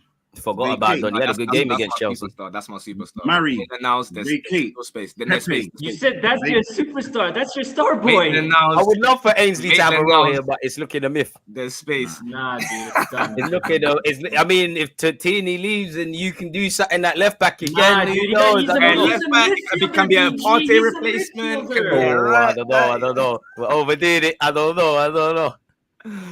What are you not saying for Smith-Rowe then? Because some people are saying sell him. I'm not with that. I'd sell him as well. I think it's really unfortunate that he's had all these injuries. After what he did last year, getting the number 10, we can't be nice guys. We want to win. We want to be champions. We can't have this nice mentality to keep players just because. I didn't say anything about Smith-Rowe being a nice guy. The numbers, bro. No. I mean, like, he's nice a nice guy. Like Arsenal being the nice guy and like extending because Holding has been, Holding and Elneny has been professional. Therefore, we keep them at the club. I get the same vibe with Smith-Rowe. That guy would be one of the big games he was on it. He's been injured, but we're getting amnesia now. Smith-Rowe. No. Honestly, I don't think if he's not playing week in, week out, I don't see why we keep him. Honestly, like there's so many other players. As long as he stops the Nando's, like get back on the pasta and like vegetables. So literally, go to Bukayo Saka's yard or Eddie's yard and get some proper food, and you're good again, man. So you guys think that Smith-Rowe is going to be a top player for Arsenal? I see. He already is a top player for Arsenal. He already is when he's fit, and I'm willing to bet my left leg that Mikel Arteta will integrate him. He just needs to stay fit. Of course, if he persists with these injuries, it's peak for him, but let's not forget what my man was doing, carrying this team when it wasn't rosy like this, when it was just him and Saka, really and truly. Even when he was on the bench being a super sub. Let's respect Emile Smith-Rowe a little bit. I think the thing. Yeah, there is respect, but there's also longevity, right? Like, I'm not saying he's a bad player. I rate him, and I appreciate what he did last season. I'm just looking at it realistically. The man's in his early 20s, bro. That's Mr. Longevity, fam. No, if he continues getting injured and he doesn't get playing time, then cheers, man. Don't know, my guy. It's been a pleasure. I've enjoyed it thoroughly. I would love to have stayed longer, but sadly. No, man, go do your thing, man. We'll get you on next time. Before you bust, let them know where they can find you again, man. Yeah, YouTube, Amenya, Twitch, Amenya, IG, Twitter, just type it in. The links, I'm sure, will be in the video. Much love. Appreciate it a lot. Appreciate it. Cheers, man. Safe. Come on. And then there was free. Yeah, go on with what you want to use. No, I'm just saying, like, look, I respect Smith-Rowe. He's a baller. I've been watching him since Wenger days, man. I've been rating this kid for a long time. I'm just frustrated with the fact that it's not his fault, but he's been just getting injured too much. And I think this team is moving on slowly. And personally, I'm just saying that if he were to be sold, I wouldn't, cry about it. Yeah, but let me play devil's advocate to that comment, right? I hear you. He has struggled with injuries. There has been setbacks. But when you look at Tomiyasu, when you look at Tierney, when you look at Partey, Mikel and Jesus now, Mikel Arteta has made it a case of we're taking our time. We heard that he's been struggling with this groin injury since 18, 19. He needed to have surgery. That's why it's kind of been reluctant. That's why he got some minutes against Chelsea on Monday, and he got some minutes yesterday. I hear you with that. But he does get these injuries. So where does he play for you? Yeah. So where does he play for you then? Like where do we integrate him back into the team? Because we forget what Smith-Rowe does. Right now, okay, to answer your question, obviously right now, if he's not in the team, you're not in the team right now. But let's not forget this man can long-term play in centre mid in that Xhaka role. He can play as a 10, and he provided something off the left. Competition. If we're getting better and you think you can play again, he's reached the pinnacle at Arsenal. He had a dream of a season last year. He got the number 10, doing the whole Henry, Dennis Bergkamp thing. The only way is down. As great as Henry, Perez, all these men were, because of where they are and what we're achieving. If you don't do your job, you're not playing really and truly. I have no doubt Smith-Rowe will get back. Of course, if we have another season of this injury thing, with him turning 23 in July, decisions need to be made, conversations need to be had. But you can't just snake a man after a great last year. No, agree. Of course. I'm talking about in the summer, if there's nothing changing, he doesn't play much, then we decide to sell him or move him on. Because I don't think we'll loan him. If we're going to make a decision, it's no way Smith-Rowe gets sold in the summer. I think we'll it's a see. difficult one with ESR because I think he's a quality player. He is a quality player, but the issue that I find with him in games is he's a little bit. He's peaks and troughs. When he's not in the game, you really don't like. Well, when he's in the game and he's not really effective, you don't see him for like 25 minutes. He doesn't touch the ball. He's not as effective as he should be. But Devil's we know advocate, that's what good players do. Yeah, and listen, but we know the quality he has. A look, he got 11 goals, I believe, last season. And yesterday, I even tweeted it, was the perfect game for him because we needed that kind of player to get into the box on the end of things. And we saw Odegaard, the goal he scored, ESR should have been there in that position. So for me, I wouldn't sell him. And I think, look, it's very unfair to judge him right now.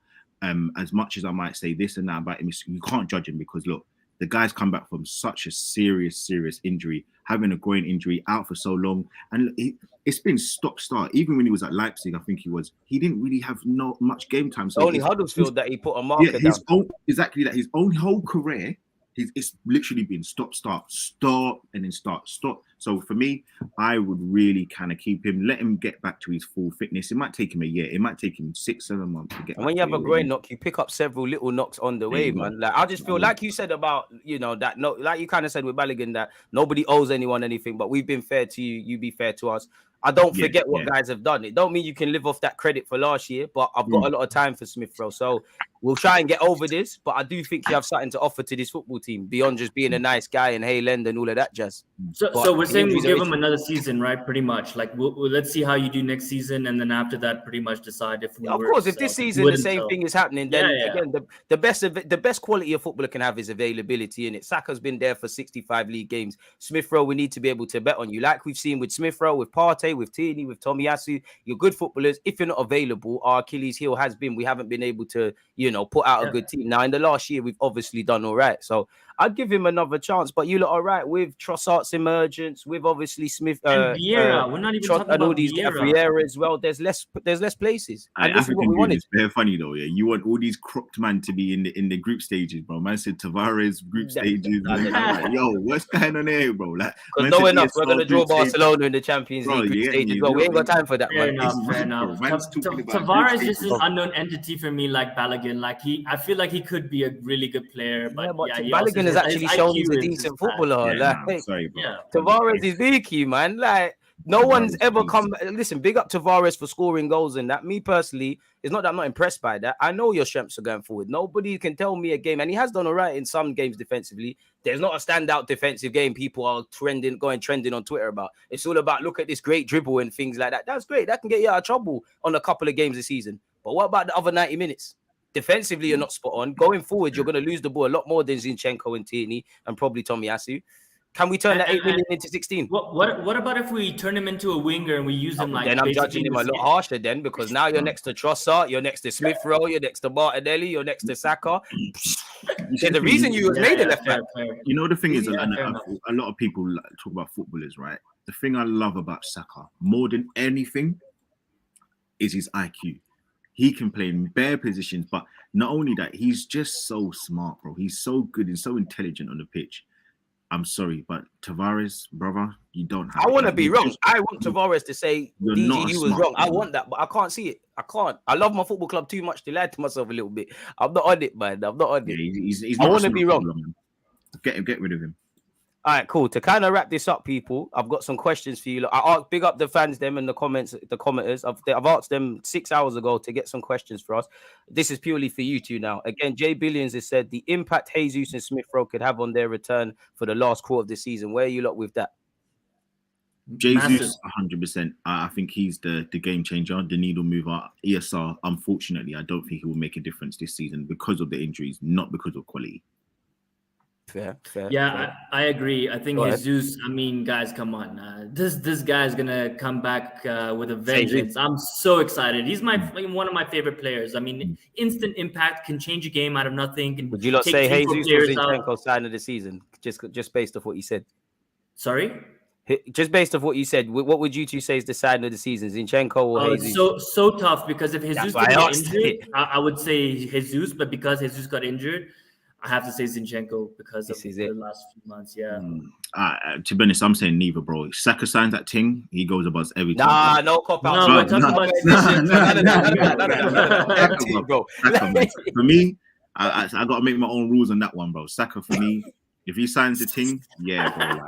Listen, man, I need him to sign, bro. I need him to put the pen down. Guys, DG and Gooner Lee, I really hope Smith-Rowe does come back and he gets some game time and he gets some good goals to help us, maybe when we're struggling. I'd really love to see that.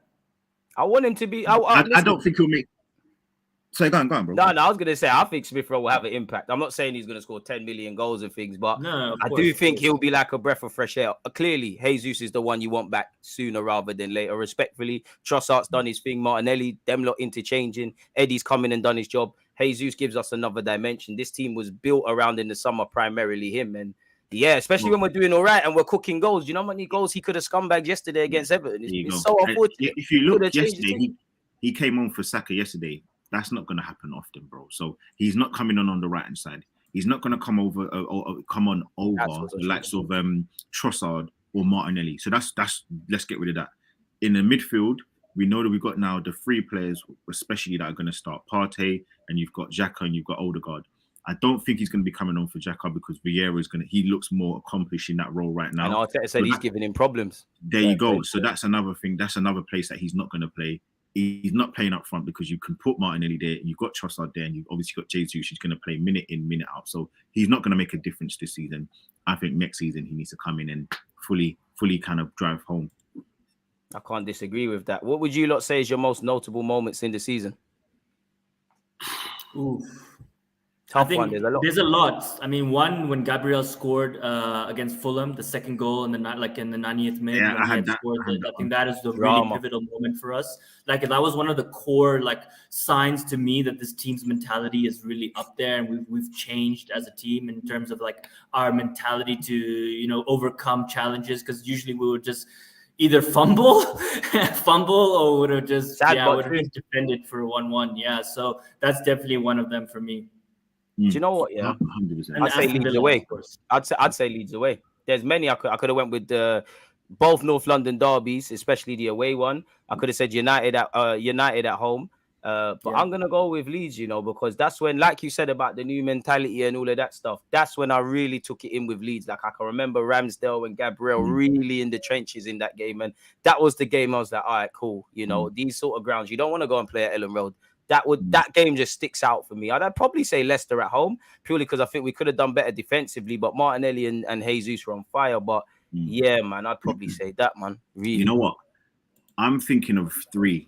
And they're for probably different reasons. The first one was the Odegaard goal against Spurs away. And I think it was just because for so long we've been struggling for players to shoot outside the box, and everyone was onto Odegaard. Why don't you shoot from outside the box? So for him to get that winning goal, because it was the winning goal, to make it 2-0 in my opinion, and to shoot from where he shot from, for me, listen, really, really, really kind of big moment. And I think also again, I'm gonna say it, bro. The fact that Nketiah, that he made himself in that North London derby. For me, he made himself in that North London. The way he played, he didn't score a goal, but he was absolutely monstrous, and he put Dyer on a poster. And for me, I'm not going to forget that, man. I think he was really, really good.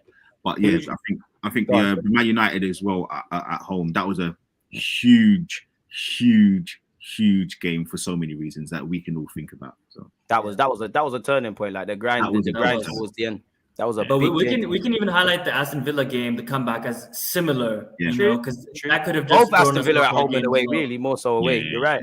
I think you're right. I think if I had to pick one, I probably, even though I didn't mention it, is the Aston Villa because of we won. I think we put the pressure on Man City to drop points, but and we're feeling sorry for ourselves off the back of the game before that, and it started terribly. And you only see how good you are when you're backed into a corner. So you're all right. Aston Villa with a shout. I think that Man United game, listen, we're not going to forget that game in a hurry, man. And I think the Spurs away game, just for so many reasons, man. Like, as I said, I just think those were special moments, turning points for us. That's when you want to see. The players can talk, the gaffer can talk. But it's moments like that where football, you can't fool people all the time. You need to do it with your feet. And like you said, we're fully doing that. Who would you lot say is the most improved player then? Because I think Xhaka's got a case. I think Eddie's got a case. Mine are Xhaka and Nketiah, without a doubt. Could only Xhaka really be them, because innit? he stopped his foolishness with his red cards, with his falling on the ground, with his tackles. It's come a I mean, long way. everything. He's a completely different player. This is the best I've ever seen Xhaka, and I've never been a fan of him. And like Gooner Lee said in the beginning, like a lot of fans are not giving him his credit. I am giving him his credit, even though I said I'd like to improve on him. He's been really, really pivotal, especially in the first phase, that first 19 games when he was scoring, he was assisting. I mean, it was Yeah, I don't know what Xhaka put in his Lucozade at the start of the season, but he was on stuff.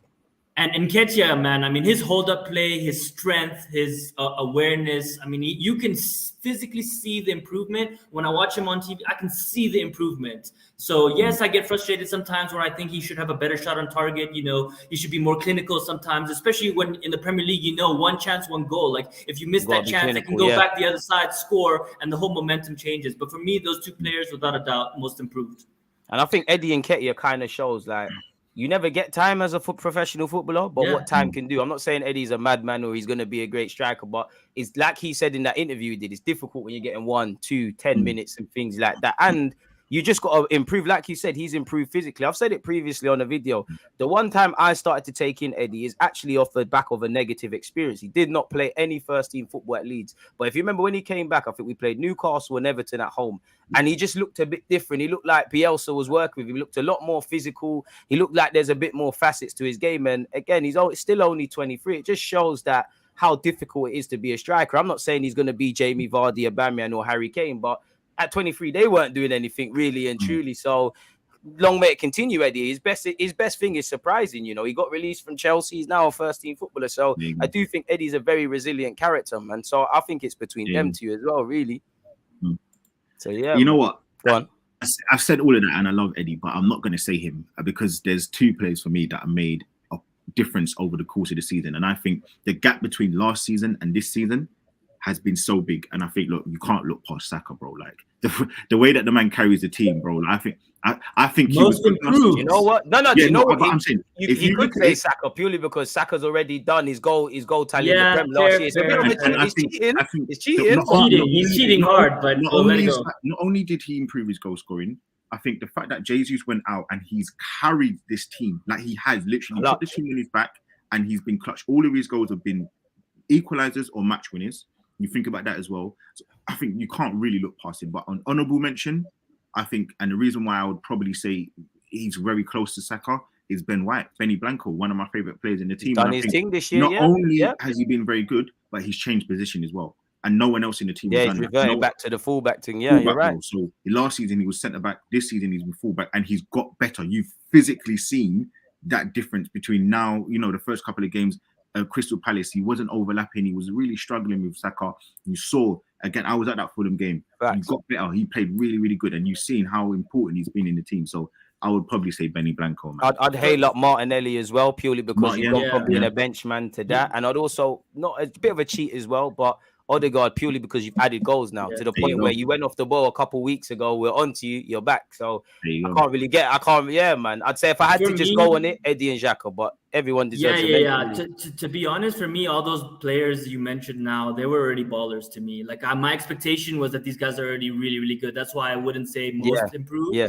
Like in terms of all-round game, it has to be Xhaka and Eddie. In terms of like incremental improvement in like tweaking their like small things in their game to even be better than they already are. I've been rating Ben White since the day he came in. He's just so good. He never had the easy ride, man. I disagree with that, and because as I said, I think that the major thing with Ben White is why I put him up there above most is because he's changed position. So not only has he been very good last season, but he's had to be even better in another position, and he's got better in that position as well. So he's in my head, he can play any position. So like, I didn't expect that this was going to be like, I knew he was going to succeed because I watch him. I can see how he plays. I can see his IQ. I can see his ball playing skills. I can see his physicality. I mean, everything about his game is like, he could play left back tomorrow and he'll be the same because that's how good he is. Yeah. Listen, I can't disagree, man. Look, we could even put Ramsdale in there, but he's got 11 clean sheets, but I think one behind the top clean sheet, I think, which is Nick Pope. He's just chasing Pope, innit? Yeah, and we're more expensive than them. Yeah, what would you lot say? All right, cool. So what would you lot say? Would you make any changes against Bournemouth? Yes. What Yeah, Bring back part. We have to obviously. bring back Partey, Yeah, guys. obviously. I mean that's. I mean, we have to bring back Partey. For me, honestly, I would drop Xhaka. Look, not for any particular reason.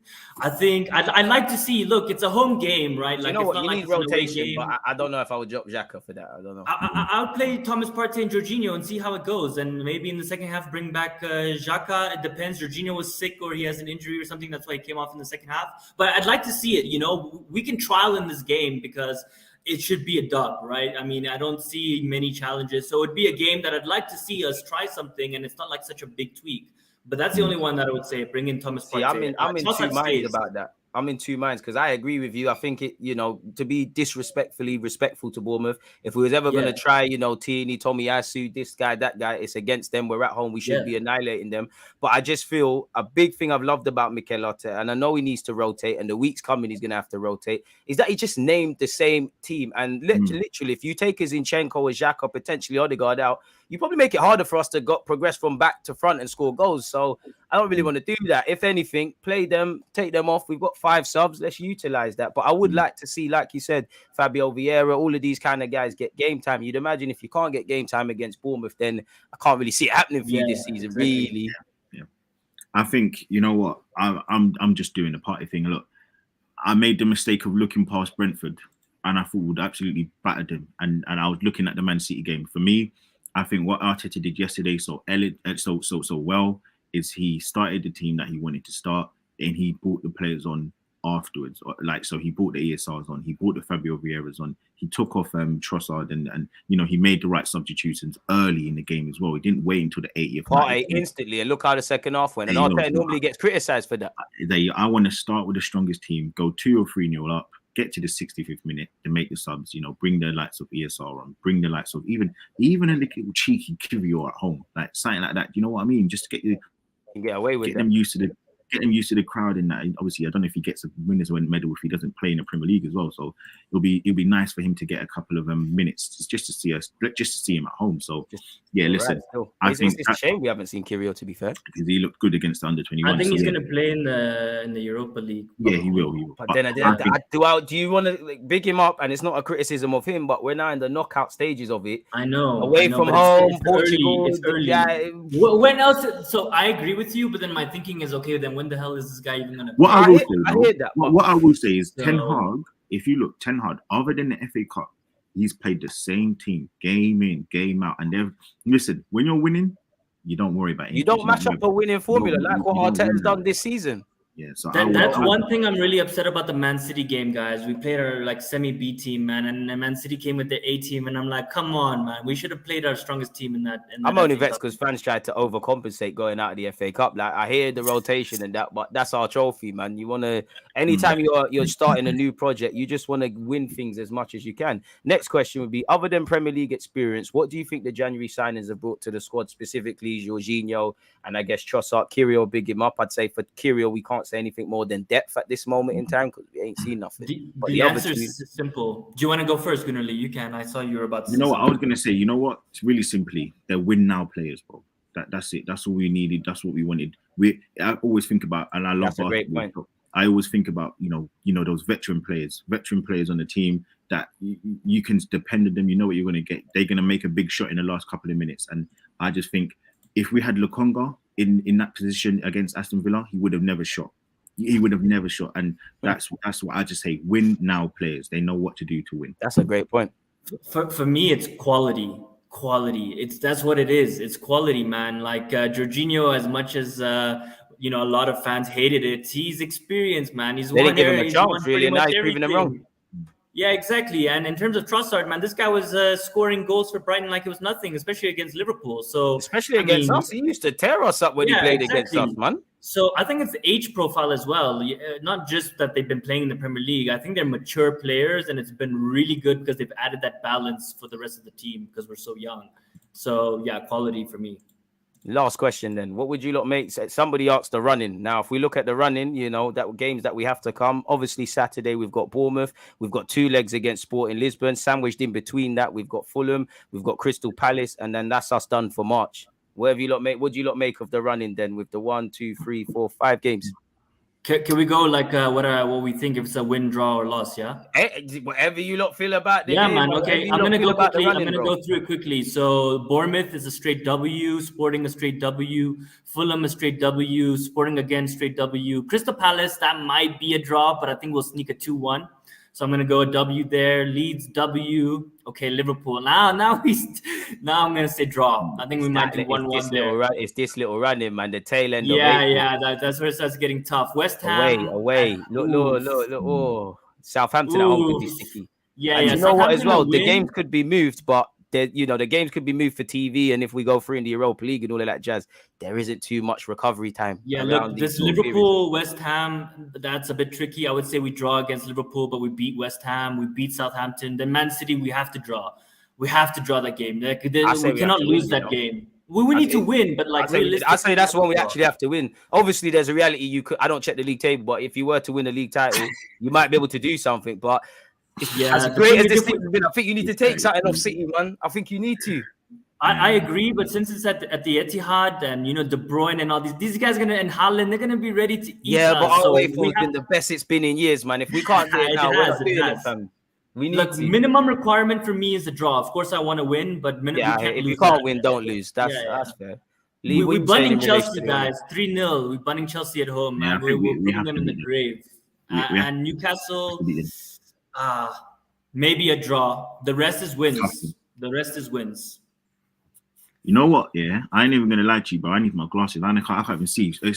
We got Bournemouth. I think we'll beat Bournemouth. I think we'll Bournemouth, go Sporting, Fulham, Sporting again, Palace, and then let's just focus on March. So that's the game in March. Right, cool. So I think we'll go through against. We'll beat Arsenal. We'll beat Bournemouth. Sorry, we will go through against Sporting over the 2 legs. I'm not gonna kind of worry too much about those. The Fulham game, I think we will win. I think Paulinho is not playing as well, and I think that's a big loss for them. I think that he's got the most. No Willian hat-trick? Yeah, listen, Willian, hopefully they don't do that. But do you know what? This reminds me of the Brighton away game when they didn't have Caicedo, they didn't have McAllister. I think that one guy they're missing, Matoma, look, he did bits against us, but I think we'll be concentrated after that Europa League game. I think we'll be concentrated. We know we cannot drop points and we will beat them. I think they are a good team, but we can beat them. We're probably going to need to start rotating around this time. Rotation. There you go. So I think Crystal Palace, we should beat them as well. I'm not too worried about them. They are a good team, but we should beat them. And then I think I said the Europa League team. I think the last one you said was Leeds. Listen, Leeds are getting dealt with. So. I hope so. To be honest with you, as much as our away form's been great, I don't want to lose at home. The Emirates has been rocking. It's been the greatest it's ever been in a hot minute, man. So there you go. Yeah, man, we need to get 3 points. We just need to keep going. Like Arteta says, game by game. We enjoy the Everton game. We focus on Bournemouth now, innit? Really. But what I will say, just to finish off, I genuinely do think, unfortunately, because we dropped points against Brentford, I think we actually have to beat Man City away. I actually do think that's the issue that we've got because we lost against Everton or we dropped points. The margins for errors are like that. Man. Yeah. I think because of that, I think that's where we've let ourselves down. So, but they might drop points somewhere else as well, right? So that changes the whole dynamic. In my opinion, both teams will drop points from now to the end of the season. I think they will, but listen, they can start this week. I think Newcastle are at home. Sorry for them. Come on, Newcastle, do something for us, man. That will be very, very nice for them to. Don't lose to 2 Manchester clubs in the space of a week or so. Come on, Newcastle, you can do something. My last question to both of you lot: score predictions for Bournemouth. Then I'm going with 3-0. Yeah, you took it out of my mouth. 3-0 as well, maybe even more. I'm gonna go for another 4-0. I think we'll be. I don't know. I feel like we're gonna have Jesus on the bench. I don't know why. But I just feel like don't excite me, man. Too early. I feel like he will be on the bench. I ain't expecting to see him till Leeds or Palace. If I'm honest with you, maybe in the second leg. Regardless if he is on the bench or not, I think we'll listen. I think we've got more than enough to get 4 goals. Bournemouth, there you have it. Horrible, bro. Like they're not good. So yeah, let's 4-0. You lot, let people know where they can find you once again, like at the start of the live stream, man. Appreciative to you lot, and A obviously was here earlier, man. This has been this is actually my first panel show with multiple people. So yeah, one love for this, you lot, man. Yeah, as I said, it was a privilege to be on here and speak to both of you. I really enjoyed it. It's always fun to chat, especially after a win. As I said, you can find me on Twitter at @LaAfricanGooner for more Arsenal content, and hopefully you'll see me here again in the future. Come on, Lee. Let them know as well. Yeah, and again, appreciate you for having me on, man. Nice to finally make my debut on the show. But yeah, listen. If you want to see me on YouTube, it's Gooner_Lee, GOONER_LEE. And again, Gooner.Lee on Instagram, man. Trying to do my thing as well. So yeah, big it up, man. Come on, all their information will be in the description shortly, people, but they've told you where to hit them. One love for you, lots of questions, talking points, engagement, you know, and all of those sort of things. We're going to love and leave you lot. Make sure you're following them on Twitter or on YouTube and all that good stuff, man. But we're out, folks. So there's always just that active and that defenders, I think, it's like